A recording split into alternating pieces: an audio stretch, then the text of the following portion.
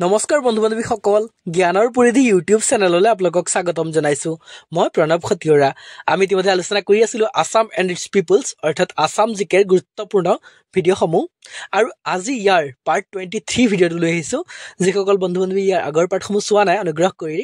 ডেছক্ৰিপশ্যনত দিয়া লিংকটোৰ পৰা চাব পাৰিব নহলে ওপৰত থকা আই বাটনটো ক্লিক কৰি পেলাই আপোনালোকে চাব পাৰিব আৰু যিসকল বন্ধু বান্ধৱী আমাৰ ভিডিঅ'খিনি ৰেগুলাৰলি চাই আছে পাৰ্ট ৱাইজত তেখেতসকলে গম পায়েই নহয় যে আমি বহু কুৱেশ্যনসমূহ আলোচনা কৰিলো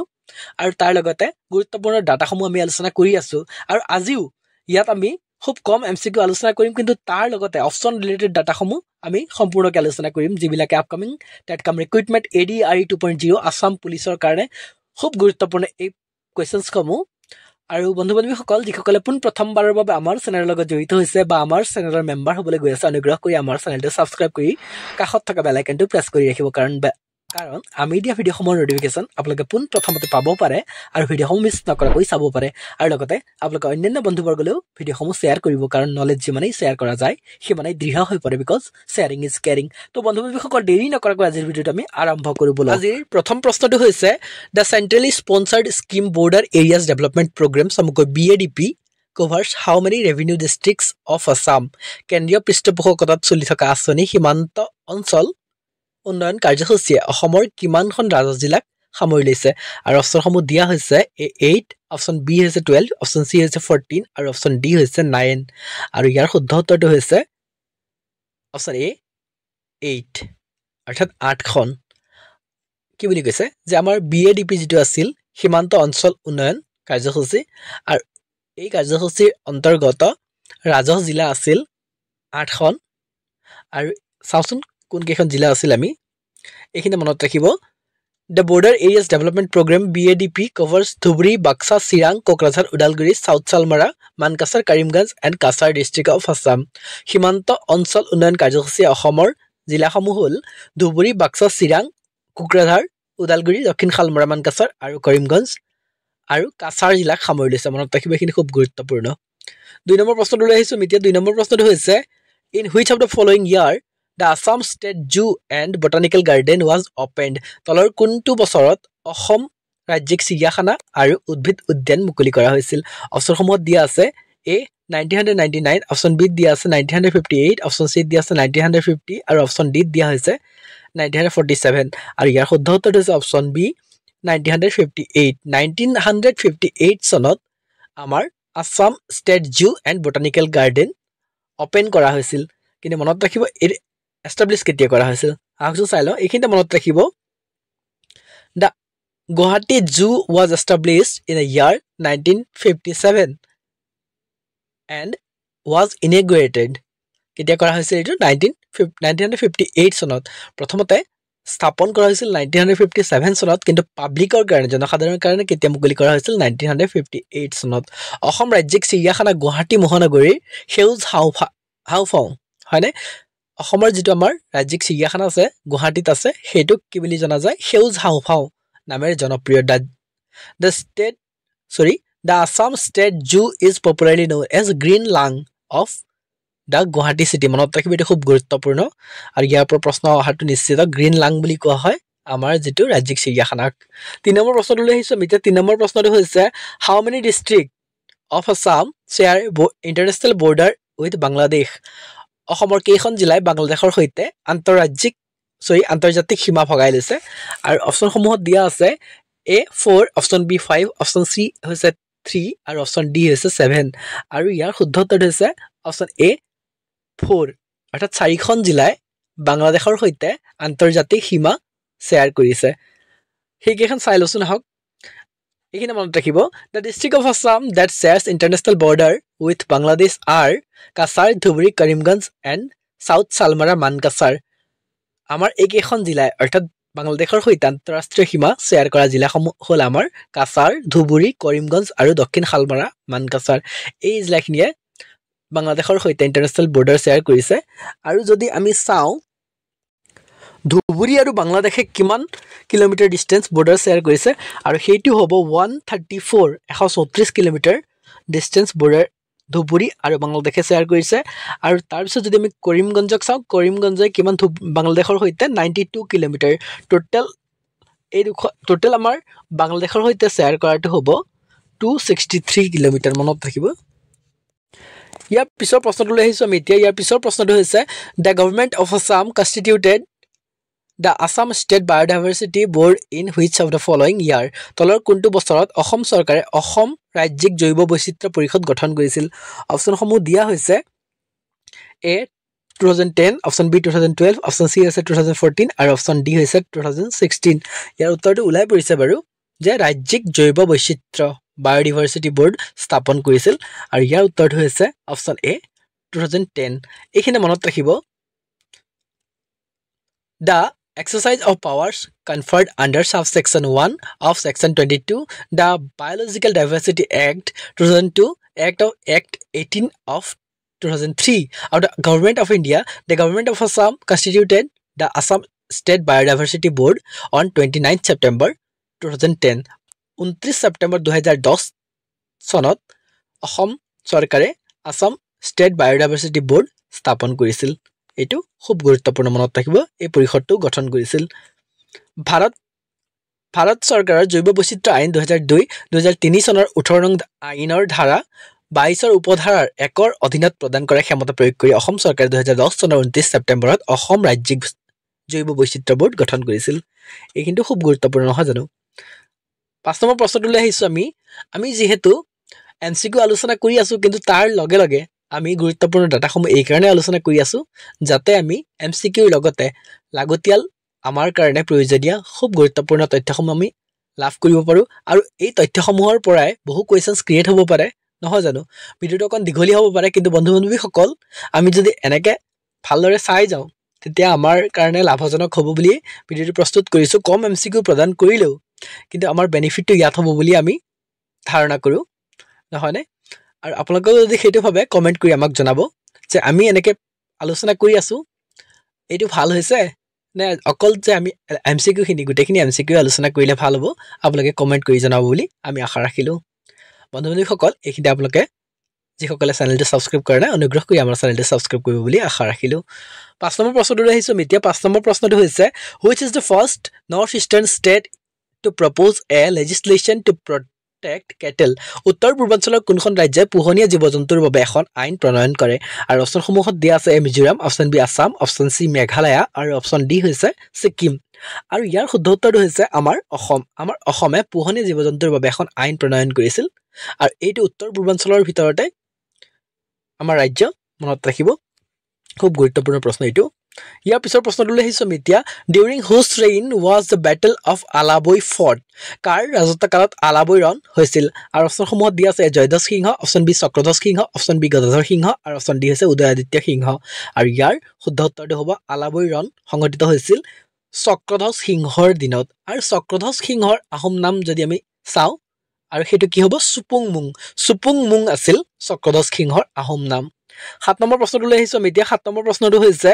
দা জয়সাগৰ ট্যাঙ্ক ওয়াজ এক্সকাভেটেড বাই ডেছ জয়সাগৰ পুখুৰী ডেছে খন্দুৱাইছিল কোনে খন্দুৱাইছিল বুলি সোধা হৈছে আৰু অপচনসমূহত দিয়া আছে গদাধৰ সিংহ অপচন বি ৰুদ্ৰ সিংহ অপচন চি শিৱ সিংহ আৰু অপচন ডি হৈছে ৰাজেশ্বৰ সিংহ আৰু ইয়াৰ শুদ্ধ উত্তৰটো আমি সকলোৱে জানো নহয়নে ইয়াৰ শুদ্ধ উত্তৰটো হৈছে অপচন বি ৰুদ্ৰ সিংহ জয়সাগৰ পুখুৰী খন্দুৱাইছিল আৰু কি তেওঁ খন্দুৱাইছিল জয়সাগৰ পুখুৰী আৰু জয়দৌল নিৰ্মাণ কৰাইছিল আৰু নামডাঙৰ শিলৰ সাকু তেখেতে নিৰ্মাণ কৰিছিল তেখেতৰ কৰ্মৰাজি কিন্তু যদি আমি চাওঁ মানে সোণালী যুগ বুলি ক'ব লাগিব তেওঁৰ ৰাজত্ব কালটোক আহোমৰ সোণালী যুগ বুলি ক'ব লাগিব আৰু তেওঁৰ সময়তে সাদিনীয়াকৈ বিহু অনুষ্ঠিত কৰা হৈছিল এইটো খুব গুৰুত্বপূৰ্ণ আৰু ৰুদ্ৰ সিংহক শিৱাজী বুলিও কোৱা হয় নহয় এইখিনি আমি জানো বাৰু নহয়নে হলেও অকণ আমি আলোচনা কৰিলে ভিডিওটো দীঘলীয়া হ'ব পাৰে হলেও কিন্তু বন্ধু-বান্ধৱীসকল হলেও আমি আলোচনা কৰি লওঁ কাৰণ আমি তেওঁৰ বিষয়ে জনাটো খুবেই গুৰুত্বপূৰ্ণ আৰু চাওঁচোন তেখেতৰ আহোম নাম মনত ৰাখিব এইটো খুব গুৰুত্বপূৰ্ণ সুখ্ৰুংফা ৰুদ্ৰসিংহৰ আহোম নাম হৈছে সুখ্ৰুংফা আৰু তেওঁ কাৰ পুত্ৰ আছিল তেওঁ আছিল গদাধৰ সিংহৰ তেওঁ পুত্ৰ আছিল আৰু তেওঁৰ লৰালি কালৰ নাম আছিল লাইকোৱাৰ মনত ৰাখিব এইটো খুব গুৰুত্বপূৰ্ণ লাইকোৱাৰ আৰু তেওঁৰ সভাত কোন আছিল এগৰাকী পণ্ডিত আছিল কবিৰাজ চক্ৰৱৰ্তী নামে এগৰাকী পণ্ডিত আছিল আৰু তেওঁ কি ৰচনা কৰিছিল আমি জানো নহয়নে ব্ৰহ্মবৈবৰ্ত পুৰাণৰ ভাঙনি তেওঁ কৰিছিল শংখচূড় বধ নাটক তেওঁ ৰচনা কৰিছিল এইখিনিটো খুব গুৰুত্বপূৰ্ণ আৰু তেওঁৰ যদি আমি কৰ্মৰাজিখিনি চাম তো তেতিয়া দেখা পাম যে তেওঁ কি কৰিছিল জয়দৌল জয়সাগৰ পুখুৰী খৰিকটীয়া দুবৰি জান এইখিনি তেওঁ নিৰ্মাণ কৰিছিল আৰু বংনাথৰ দৌল ফাকুৱা দৌল নামডাঙৰ শিলৰ সাঁকো মেটেকাৰ আলি তেওঁ নিৰ্মাণ কৰিছিল এইখিনি মনত ৰাখিব এইখিনি খুব গুৰুত্বপূৰ্ণ তেওঁৰ সময়ত আৰু তেওঁ পদবী সৃষ্টি কৰিছিল কেইটামান এইটো খুব গুৰুত্বপূৰ্ণ মনত ৰাখিবলগীয়া আৰু তেওঁ কি কৰিছিল নৃত্য গীতৰ ওপৰত তেওঁৰ এটা ৰাপ আছিল তো নৃত্য গীত তেওঁ নিজেও কৰিছিল আৰু তাৰ বাবে তেওঁ কি কৰিছিল নৃত্য গীতৰ উৎকৰ্ষ সাধন কৰিবৰ বাবে তেওঁ মনত ৰাখিব গায়ন বৰুৱা নামৰ এটি পদবী সৃষ্টি কৰিছিল আৰু দুটি পদবী সৃষ্টি কৰিছিল খেনচোৱা বৰুৱা আৰু কুকুৰাচোৱা বৰুৱা এই দুটা পদবী তেওঁ সৃষ্টি কৰিছিল মনত ৰাখিব এটি খুব গুৰুত্বপূৰ্ণ কাৰণ পদবীক লৈ পেলাই প্ৰশ্ন আহি থাকে নহয়নে আমাৰ আমি যদি চাওঁ কোন আছিল আমাৰ চুহুংমুং দিহিঙীয়া ৰজা বুলি কোৱা হয় তেওঁ কি পদবী সৃষ্টি কৰিছিল এইখিনিও খুব জানিবলগীয়া খুব পৰীক্ষাত আহি থাকে আৰু আমি এতিয়া চাম ৰুদ্ৰসিংহৰ পদবী যদি চাওঁ আমি তেওঁ সৃষ্টি কৰা পদবী মনত ৰাখিব খেনচোৱা বৰুৱা কুকুৰাচোৱা বৰুৱা আৰু নৃত্য গীতৰ উৎকৰ্ষ সাধন কৰিবৰ বাবে তেওঁ গায়ন বৰুৱা নামৰ পদবী সৃষ্টি কৰিছিল এইটো খুব গুৰুত্বপূৰ্ণ মনত ৰাখিব আৰু নামডাঙৰ শিলৰ সাঁকো ৰুদ্ৰসিংহই নিৰ্মাণ কৰিছিল আৰু ইয়াত আমি আৰু অপশ্যন এত আছে গদাধৰ সিংহ আমি ক'লো ইতিমধ্যে নহয়নে যে ৰুদ্ৰসিংহৰ পিতৃ আছিল গদাধৰ সিংহ আৰু তেওঁৰ আহোম নাম আমি জানো নহয়নে চুপাতফা আছিল গদাধৰ সিংহৰ আহোম নাম আৰু তেওঁৰ পত্নী আমি তেখেতক চিনি পাওঁ সতী জয়মতী হয়নে সতী জয়মতী তেওঁৰ আছিল পত্নী আৰু গদাধৰ সিংহৰ কৰ্মৰাজি যদি আমি চাওঁ তেওঁ নিৰ্মাণ কৰা খুব গুৰুত্বপূৰ্ণ আৰু এইখিনি হ'ব আমাৰ উমানন্দ মন্দিৰ তেওঁ নিৰ্মাণ কৰিছিল আৰু ধুধৰ আলি তেখেতে নিৰ্মাণ কৰিছিল গদাধৰ সিংহই উমানন্দ মন্দিৰ আৰু ধুধৰ আলি মনত ৰাখিব এইটো খুব গুৰুত্বপূৰ্ণ আৰু ইয়াৰ পিছত আমি যদি চাম ৰাজেশ্বৰ সিংহৰ আহোম নাম আছিল চুৰেমফা মনত ৰাখিব এইটো খুব গুৰুত্বপূৰ্ণ আৰু তেওঁৰ নিৰ্মাণ কৰাখিনিৰ ভিতৰত চাওঁ আমি নৱগ্ৰহ মন্দিৰ যিটো গুৱাহাটীত আছে গুৱাহাটীত থকা নৱগ্ৰহ মন্দিৰ ৰাজেশ্বৰ সিংহ ওৰফে চুৰেমফাই নিৰ্মাণ কৰিছিল আৰু যোৰহাটত থকা বৰভেটি থান তেখেতে নিৰ্মাণ কৰিছিল আৰু তেখেতৰ আন এটি উল্লেখযোগ্য কীৰ্তি হ'ব 1752 চনত ৰাজেশ্বৰ সিংহৰ আদেশত কি নিৰ্মাণ কৰা হৈছিল কাৰেংঘৰ মনত ৰাখিব কাৰেংঘৰ ৰাজেশ্বৰ সিংহই ইয়াৰ এটা ট্ৰিক আছে মনত ৰাখিব যে ৰাজেশ্বৰৰ আগত কি আছে ৰজা বুলি ৰাজেশ্বৰক আমি ৰজাৰ সৈতে ৰিলেট কৰিব পাৰো নহয়নে ৰজা আৰু কাৰেং ক'ত থাকে ৰজাৰ আণ্ডাৰত কাৰেং থাকে ৰাজেশ্বৰ কাৰেংঘৰ মানে ৰজাইহে কাৰেংঘৰত সোমাব পাৰে কৈ দিক তো মনত ৰাখিব যে ৰাজেশ্বৰ হৈ গ'ল ৰজা আৰু কাৰেংঘৰ ৰাজেশ্বৰ সিংহই কাৰেংঘৰ নিৰ্মাণ কৰিছিল 1752 চনত এইটো খুব গুৰুত্বপূৰ্ণ ইয়াৰ পিছত আমি যদি চাওঁ অপশ্যন চিত থকা শিৱসিংহ কাৰ পুত্ৰ আছিল হয়নে এওঁ আছিল ৰুদ্ৰসিংহৰ পুত্ৰ গদাধৰ সিংহৰ পুত্ৰ হ'ল ৰুদ্ৰসিংহ আৰু ৰুদ্ৰসিংহৰ পুত্ৰ হ'ল শিৱসিংহ আৰু শিৱসিংহই যদি আমি শাসনকাল চাওঁ তেওঁ কি হৈছিল তেওঁ জ্যোতিষীৰ কথা মানি লৈছিল জ্যোতিষীয়ে ভৱিষ্যতবাণী কৰিছিল যে সেইকাৰণে তেওঁ যদি ৰজা হৈ পৰে তেখেতৰ মৃত্যু হ'ব সেইকাৰণে তেওঁৰ কুঁৱৰীসকলক তেওঁৰ যিবিলাক ৰাণী আছিল তেওঁলোকক ৰজা হিচাপে ঘোষণা কৰিছিল আৰু সেই ফলশ্ৰুতিত আমি দুগৰাকী পত্নীক ৰাণী বৰ ৰজা বুলি কোৱা হয় তেওঁলোকক বৰ ৰজা ফুলেশ্বৰী আৰু অম্বিকা আপোনালোকে নামটো নিশ্চয় শুনিছে নহয়নে সেই দুগৰাকী আৰু অম্বিকাই কি নিৰ্মাণ কৰিছিল আমি চাওঁ যে বহুখিনি আছে আমাৰ জয়সাগৰ পুখুৰী জয়দৌল আমাৰ কি আছে গৌৰীসাগৰ পুখুৰী ঘপকে আহি গ'ল জয়সাগৰ পুখুৰী ৰুদ্ৰসিংহই নিৰ্মাণ কৰিছিল আমি জানো গৌৰীসাগৰ পুখুৰী আৰু শিৱসাগৰ পুখুৰী তেওঁলোকৰ সময়ত নিৰ্মাণ কৰা হৈছিল শিৱসিংহৰ বিষয়ে আমি আলোচনা কৰি আছো আৰু শিৱসিংহৰ দুগৰাকী পত্নীৰ বিষয়ে আমি জানিব লাগিব তেখেতৰ এগৰাকী পত্নীৰ নাম আছিল ফুলেশ্বৰী মনত ৰাখিব ফুলেশ্বৰী আৰু ফুলেশ্বৰী আছিল প্ৰধান ৰাণী আছিল তেওঁৰ আমাৰ শিৱসিংহৰ আৰু শিৱসিংহক জ্যোতিষীয়ে কি কৰিছিল ভৱিষ্যতবাণী কৰি শংকিত কৰি পেলাইছিল তেওঁ শংকিত হৈ পৰিছিল জ্যোতিষীয়ে তেওঁক ভৱিষ্যতবাণী কৰিছিল যে যদি তেওঁ ৰজা হৈ পৰে তেতিয়া তেওঁৰ মৃত্যু হ'ব বা ৰাজপাট তেওঁ চম্ভালিব নোৱাৰিব তো সেইকাৰণে তেওঁ কি কৰিছিল শাসনভাৰ যিটো সেইটো সময়ৰ আহোমৰ শাসনভাৰ ৰজা হিচাপে যেটো শাসনভাৰ ল'ব লাগে সেইটো ফুলেশ্বৰীৰ হাতত অৰ্পণ কৰিছিল যিগৰাকী তেওঁৰ প্ৰথম প্ৰধান ৰাণী আছিল আৰু ইয়াৰ আগতে যদি আমি ফুলেশ্বৰীক চাওঁ যে ফুলেশ্বৰী কি আছিল এগৰাকী নৰ্তকী আছিল চাবলগীয়া এইটো ইন্টাৰেষ্টিং যে নৰ্তকী আছিল আৰু তেওঁ দেৰগাঁৱৰ শিৱ মন্দিৰ যেটো আছে দেৰগাঁৱৰ শিৱ মন্দিৰৰ এগৰাকী তেওঁ নৰ্তকী আছিল আৰু এই ফুলেশ্বৰীৰ আচল নাম আছিল ফুলমতী আছিল ফুলেশ্বৰীৰ আচল নাম আৰু তেওঁ এগৰাকী নৰ্তকী আছিল আৰু শিৱসিংহই তেওঁক দেখি পেলাই তেওঁৰ ৰূপ যৌৱনত মুগ্ধ হৈ পৰিছিল আৰু কি কৰিছিল বিয়া কৰাই লৈছিল আৰু বৰ ৰজা হিচাপে তেওঁক নিযুক্তি দিছিল আৰু আমি ফুলেশ্বৰীক চাওঁ ফুলেশ্বৰী এগৰাকী আছিল কঠোৰ শাক্তধৰ্মী আৰু শাক্তপন্থী হয়নে আৰু তাৰপিছত তেওঁ যেতিয়া ৰজা হৈ পৰিছিল বৰ ৰজা তো তেওঁ কি কৰিছিল যে আহোমৰ যেটো ৰাজধৰ্ম শাক্তধৰ্মক ৰাজধৰ্ম কৰিবলৈ প্ৰতিষ্ঠা বিচাৰিছিল দেহে মনে প্ৰাণে দেহে কেহে তেওঁ এই ৰাজধৰ্ম প্ৰতিষ্ঠা কৰিবলৈ বিচাৰিছিল আৰু ইয়াৰ বাবে তেওঁ কিছুমান পন্থা অৱলম্বন কৰিছিল আৰু যিবিলাকে সেই সময়ত আহোম সাম্ৰাজ্যত থকা বৈষ্ণৱ মুৱামৰীয়াসকল আছিল তেওঁলোকৰ মনত অসন্তোষ ভাৱ জাগি উঠিছিল আৰু বন্ধু-বান্ধৱীসকল আমাৰ ভিডিঅ'সমূহত লাইক কৰিব আমাৰ চেনেলটো সাবস্ক্ৰাইব কৰিব আৰু বেল আইকনটো প্ৰেছ কৰি ৰাখিবলৈ নাপাহৰিব আমি দিয়া ভিডিঅ'সমূহ পোনপ্ৰথমতে পাব পাৰে আৰু ভিডিঅ'সমূহ মিছ নকৰাকৈ চাব পাৰে সেই কাৰণে আৰু ইয়াৰ পিছত আমি গম পাওঁ যে 1769 চনত মুৱামৰীয়া বিদ্ৰোহ সংঘটিত হৈছিল আমি জানো নহয় নে 1769 চনত আৰু এই মুৱামৰীয়া বিদ্ৰোহ সূত্ৰপাত ঘটোৱাৰ ই এটা মুখ্য কাৰণ আছিল এই যেটো যে ফুলেশ্বৰী কুঁৱৰীয়ে শাক্ত ধৰ্মক আহোমৰ ৰাজধৰ্ম কৰিবলৈ বিচাৰিছিল আৰু আমাৰ বৈষ্ণৱ মুৱামৰীয়াসকলে সেইটো ভাল পোৱা নাছিল অসন্তোষ ভাৱ তেওঁলোকৰ মনত জাগি উঠিছিল আৰু শেষত মুৱামৰীয়া বিদ্ৰোহ যেটো সংঘটিত হৈছিল 1769 চনত ই আছিল এটি প্ৰধান ফেক্টৰ মনত ৰাখিব ইয়াৰ আৰু ফুলেশ্বৰী কুঁৱৰীৰ সামাজিক কৰ্মৰাজিখিনি আমি যদি চাওঁ ফুলেশ্বৰীয়ে শকুন্তলা কাব্যখন অনুবাদ কৰাইছিল আৰু তেওঁৰ আৰু বন্ধু-বান্ধৱীসকল শকুন্তলা কাব্যখন কোনে ৰচনা কৰিছিল এইটো আপোনালোকে কমেন্ট সেকশনত জনাব বুলি আমি আশা কৰিলো কমেন্ট সেকশনত আমাক জনাই দিয়ক আপোনালোকে যে শকুন্তলা কাব্যখন কোনে অনুবাদ কৰাইছিল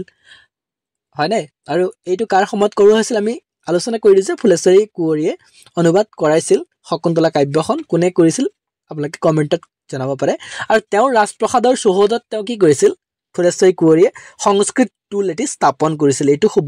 খুব গুৰুত্বপূৰ্ণ মনত ৰাখিব তাৰ পিছত আমি যদি চাওঁ যে তেওঁ শিৱসাগৰৰ গৌৰীসাগৰ পুখুৰী খন্দাই আৰু ইয়াৰ পাৰত শিৱদৌল বিষ্ণুদৌল দেৱীদৌল তেওঁ নিৰ্মাণ কৰায় আৰু কেইবাটাও মন্দিৰলৈ তেওঁ মাটি দান কৰিছিল এইখিনি গুৰুত্বপূৰ্ণ মনত ৰাখিব আৰু ইয়াত আপোনালোকৰ এটি কনফিউজন সৃষ্টি হৈ পৰিব পাৰে কাৰণ কেতিয়াবা কি হয় যে ফুলেশ্বৰীয়ে শিৱদৌল শিৱসাগৰ পুখুৰী গৌৰীসাগৰ এইখিনি নিৰ্মাণ কৰাইছিল বুলি আহে তাৰ কাৰণে আকৌ আমি চাব লাগিব যে শিৱসিংহৰ দুগৰাকী পত্নী আছিল আমি কৈছো ইতিমধ্যে নহয় নে এগৰাকী হ'ল ফুলেশ্বৰী আহকচোন আমি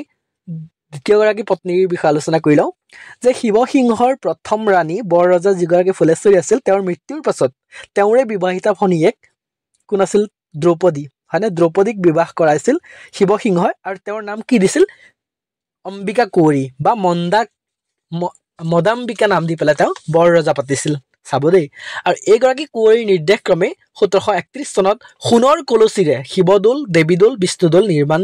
কৰাৰ লগতে শিৱসাগৰ পুখুৰী খন্দোৱা হৈছিল এইখিনি খুব গুৰুত্বপূৰ্ণ মনত ৰাখিব যে সোণৰ কলচীৰ সৈতে যেটো শিৱদৌল দেৱীদৌল বিষ্ণুদৌল দেখিবলৈ পোৱা গৈছে এইটো অম্বিকা ৰাণী অম্বিকাই নিৰ্মাণ কৰাইছিল আমি গম পালো নহয় নে অকন ভিডিওটো দীঘলীয়া হৈছে হলেও আমি যিখিনি গুৰুত্বপূৰ্ণ ডাটা সেইখিনি আলোচনা কৰিলো বন্ধু-বান্ধৱীসকল ইয়াৰ পিছৰ প্ৰশ্নটোলৈ আহিছো আমি এতিয়া ইয়াৰ পিছৰ প্ৰশ্নটো হৈছে the Mughal general who occupied Garhgaon was ডেছ গড়গাঁও অধিকাৰ কৰা মুঘল সেনাধ্যক্ষজন হ'ল অপচনসমূহত দিয়া হৈছে A Mirza Nathan option B Abu Bakar option C Rajaram Singha আৰু অপচন ডি হৈছে মিৰ্জুমলা আৰু ইয়াৰ শুদ্ধ উত্তৰটো হৈছে অপচন ডি মিৰ্জুমলা গড়গাঁও কি কৰিছিল তেওঁ অধিকাৰ কৰিছিল আৰু তেওঁ কোন আছিল ঔৰংজেবৰ হয়নে সেনাপতি আছিল মনত ৰাখিব আৰু এইটোৰ তাৰমানে কি হয় যে জয়ধ্বজ সিংহ আছিল তেতিয়া ৰজা নহয়নে আৰু জয়ধ্বজ সিংহক ভগনীয়া ৰজা বুলি কোৱা হয় আমি ইয়াৰ আগতে এইবিলাক আলোচনা কৰিছো মনত ৰাখিব আৰু জয়ধ্বজ সিংহৰ এগৰাকী পত্নী আছিল হয়নে এইখিনিতো আমি অলৰেডি আলোচনাও কৰিছো যিসকল বন্ধু-বান্ধৱীয়ে চোৱা নাই আমাৰ আগৰ ভিডিঅ'খিনি আসাম এণ্ড ইটছ পিপল তাতে আসাম জিকে সম্পূৰ্ণ ভিডিঅ'খিনি আমি আলোচনা কৰিছো আৰু এনেকৈ এইটো মেথডতে আমি আলোচনা কৰি আছো তাৰ পৰা আপোনালোকে চাব পাৰিব ৰমণী গাভৰু আছিল জয়ধ্বজ সিংহৰ কন্যা আৰু তেওঁ ঔৰংজেবৰ মাজু পুত্ৰ আজম তাৰাৰ লগত বিবাহ পাশত আবদ্ধ হৈ পৰিছিল আৰু তেওঁৰ মোগল নাম আছিল ৰাহমত বানু বেগম এইখিনি মনত ৰাখিব আৰু যুদ্ধৰ পৰা পলাই গৈছিল কাৰণে জয়ধ্বজ সিংহক ভগৱানীয়া ৰজা বুলি কোৱা হয় 9 নম্বৰ কোৱেশ্চনটোলৈ আহিছো আমি 9 নম্বৰ কোৱেশ্চনটো হৈছে হু ৰট দ্য বুক পবিত্ৰ অসম নামৰ গ্ৰন্থখন কোনে ৰচনা কৰিছিল আৰু অপচনসমূহ দি আছে Nabakanta Barua option B Satyanath Bora option C হৈছে মহেশ্বৰ নেওগ অপচন ডি হৈছে হোমেন বৰগোহাঁই আৰু ইয়াৰ শুদ্ধ উত্তৰটো হৈছে পবিত্ৰ অসম নামৰ গ্ৰন্থখন ৰচনা কৰিছিল মহেশ্বৰ নেওগ ডাঙৰীয়াদেৱে পবিত্ৰ অসম নামৰ গ্ৰন্থখন ৰচনা কৰিছিল আৰু অপচন এত আমি কি দেখা পাইছো নৱকান্ত বৰুৱা কি নামেৰে জনা যায় আমি জানো নহয় নে তেখেতক এখুত ককাইদেউ নামেৰে তেওঁ জনপ্ৰিয় অসমীয়া সাহিত্যৰ ক্ষেত্ৰত সংস্কৃতিৰ ক্ষেত্ৰত তেওঁৰ অৱদান গুৰুত্বপূৰ্ণ এটি অৱদান তেওঁ আগবঢ়াই গৈছে আৰু তেওঁ কি বঁটা লাভ কৰিছে আমি জানো নহয় নে সাহিত্য একাডেমি বঁটা লাভ কৰিছে তেওঁ কোনখন গ্ৰন্থৰ বাবে আমি উপন্যাস আছিল ককা দেউতাৰ হাৰ নামৰ এটি উপন্যাসৰ বাবে নৱকান্ত বৰুৱা হয়নে এখুত ককাইদেৱে সাহিত্য একাডেমি বঁটা লাভ কৰিছিল কিমান চনত 1975 চনত সাহিত্য একাডেমি বঁটা লাভ কৰিছিল আৰু 1974 চনত ভাৰত চৰকাৰে তেওঁক কি বঁটাৰে সন্মানিত কৰিছিল পদ্মভূষণ বঁটাৰে সন্মানিত কৰিছিল মনত ৰাখিব এইটো খুব গুৰুত্বপূৰ্ণ আৰু অপচন বিত আমি দেখা পাইছো সত্যনাথ বৰাক আমি সত্যনাথ বৰাৰ বিষয়টো আমি জানোৱেই নহয় নে তেওঁ সাৰথি ৰচনা কৰিছিল আৰু বহল ব্যাকৰণ কোনে ৰচনা কৰিছিল সত্যনাথ বৰা ডাঙৰীয়াদেৱে আৰু অপচন চিত আমি দেখা পাইছো মহেশ্বৰ নেওগ ডাঙৰীয়াক আৰু মহেশ্বৰ নেওগ ডাঙৰীয়াই কি কৰিছিল যে শংকৰদেৱৰ ওপৰত চৰ্চা কৰিছিল গৱেষণা কৰিছিল সাইন্টিফিক গৱেষণা কৰিছিল তেওঁ বিজ্ঞানসন্মত গৱেষণা আৰু তেওঁ এটি গৱেষণা গ্ৰন্থ হৈছে শংকৰদেৱা এণ্ড হিজ টাইমছ মনত ৰাখিব এই কিতাপখন এই গৱেষণা গ্ৰন্থখন এতিয়া যিবিলাক কম্পিটিটিভ এক্সাম তাতে আমাৰ বুকছৰ ওপৰতো কুৱেশ্যনছ আহি থাকে আৰু মহেশ্বৰ নেওগ ডাঙৰীয়াদেৱৰ যিখন গ্ৰন্থ শংকৰদেৱা এণ্ড হিজ টাইমছ এই গ্ৰন্থখন তেওঁ গৱেষণা গ্ৰন্থ তেওঁ ৰচনা কৰিছিল আৰু মনত ৰাখিব যে তেওঁ অসমত শংকৰদেৱ চৰ্চাৰ এক বৃহৎ প্ৰেক্ষাপট নিৰ্মাণ কৰিছিল তেওঁ অসমত যিটো শংকৰদেৱ চৰ্চাৰ এক বৃহৎ প্ৰেক্ষাপট নিৰ্মাতা বুলি তেখেতক কোৱা হয় আৰু 1972 চনত তেওঁক পদ্মশ্ৰী বঁটাৰে সন্মানিত কৰা হয় এইখিনি খুব গুৰুত্বপূৰ্ণ আৰু হোমেন বৰগোহাঁই ডাঙৰীয়াক আমি চিনি পাওঁ নহয় নে হোমেন বৰগোহাঁই ডাঙৰীয়াই পিতা পুত্ৰ গ্ৰন্থখনৰ বাবে সাহিত্য একাডেমি বঁটা লাভ কৰিছিল 1978 চনত মনত ৰাখিব এইটো খুব গুৰুত্বপূৰ্ণ যিখিনি আমি ডাটা আলোচনা কৰিছো ইয়াৰ পৰা বেনিফিট নিশ্চয় হ'ব বুলি আমাৰ ধাৰণা নহয় বন্ধুসকল ইয়াৰ পিছৰ প্ৰশ্নটোলৈ আহিছো আমি এতিয়া ইয়াৰ পিছৰ প্ৰশ্নটো হৈছে 10 number Krishnaram Bhattacharya was brought from Bengal and was known as Parvatiya Gohai as he settled at Des বংগৰ পৰা পৰ্বতীয়া গোহাঁই নামেৰে জনাজাত কৃষ্ণৰাম ভট্টাচাৰ্য দেশত বাস কৰিছিল কৃষ্ণৰাম ভট্টাচাৰ্য তেওঁৰ নাম আছিল আৰু তেওঁ কি নামেৰে জনা গৈছিল পৰ্বতীয়া গোহাঁই আৰু তেওঁ ক'ত বাস কৰিছিল বুলি সোধা হৈছে আৰু অপচনসমূহত দিয়া হৈছে এ কামাখ্যা হিলছ কামাখ্যা পৰ্বত অপচন বি দিয়া আছে কালাপাহাৰ অপচন চি দিয়া আছে কোচবিহাৰ আৰু অপচন ডি দিয়া হৈছে কলিয়াবৰ আৰু ইয়াৰ শুদ্ধ উত্তৰটো হৈছে অপচন এ কামাখ্যা পাহাৰত পৰ্বতীয়া গোহাঁই নামেৰে খ্যাত কৃষ্ণৰাম ভট্টাচাৰ্যই বাস কৰিছিল এতিয়াৰ শেষৰ প্ৰশ্নটো আৰু অপচনসমূহ আমি দি দিম আৰু বন্ধু-বান্ধৱীসকলে এই প্ৰশ্নৰ উত্তৰটো কমেন্ট বক্সত আমাক জনাব বুলি আমি থৈ দিলো নেক্সট ভিডিঅ'ত ইয়াৰ উত্তৰটো কোৱা হ'ব আৰু যিসকল বন্ধু-বান্ধৱী কমেন্টটো দিব তেওঁলোকৰ নাম পৰৱৰ্তী ভিডিঅ'ত আমি ঘোষণা কৰিম ঠিক আছে এই প্ৰশ্নটো আপোনালোকে কমেন্ট কৰি জনাব Who shifted the Ahom capital from Gorgaon to Rangpur? Gorgaon পৰা ৰংপুৰলৈ আহোম ৰাজধানী কোনে স্থানান্তৰিত কৰিছিল আৰু অপচনসমূহ দিয়া হৈছে A Siva Singha option B Rudra Singha option C Gadadhar Singha আৰু অপচন ডি হৈছে সুকাফা বন্ধু-বান্ধৱীসকলে এই কুৱেশ্যনটো 11 নম্বৰ কুৱেশ্যনটো কমেন্টত উত্তৰটো জনাব বুলি আমি আশা কৰিলো আৰু বন্ধু-বান্ধৱীসকল ভিডিঅ'টো সম্পূৰ্ণকৈ চোৱাৰ বাবে অশেষ ধন্যবাদ জ্ঞাপন কৰিলো আৰু ভিডিঅ'টো চাই কেনেকুৱা পালে অনুগ্ৰহ কৰি লাইক কৰিব ভিডিঅ'টোত লাইক কৰিব বুলি আমি আশা কৰি ৰাখিলো আৰু শেষত মৰমৰ বন্ধু-বান্ধৱীলৈ ইমান মনোযোগেৰে সম্পূৰ্ণকৈ ভিডিঅ'খিনি চোৱাৰ বাবে অশেষ ধন্যবাদ জনালো আৰু ভালদৰে থাকক থ্যাংক ইউ ধন্যবাদ জয় আই অসম